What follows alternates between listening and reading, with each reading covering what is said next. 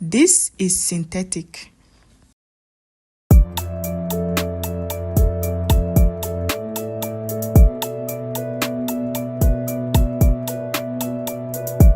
Hey guys, you're welcome to my channel. So you guys always ask of the length. The length of this hair, I didn't check the pack, but the length it comes in, I'm going to cut it into two. So if you are getting the expression, you cut it into two if this is the length you want. And I don't recommend another kinky for this hot water thing because it doesn't work for me. And if you go and try it with other kinky, you will not come back and start complaining. So I've told you, don't try it with other kinky. Okay, so that cut two, we are going to do a water test. That is to test if the water is too hot, it will ruin the kinky. So I always do a water test with a tiny portion so I wouldn't regret later. It will not spoil my kinky. So now that I see that the water is okay for me, I'm going to go in and start dipping my kinky. Always do a water test so that you won't ruin your kinky. It has happened to me before and I ruined the kinky. Always do a water test to know if the water is okay for your kinky to go inside. Thank you. So let's get into braiding. And I keep getting these questions over and over again. Please, you can braid wet or dry, any one of them. Once you have applied your leave-in conditioner, I don't think you need to be wetting the hair because I like to braid when the hair is a bit damp. So once you have applied your leave-in conditioner, the hair will start feeling soft.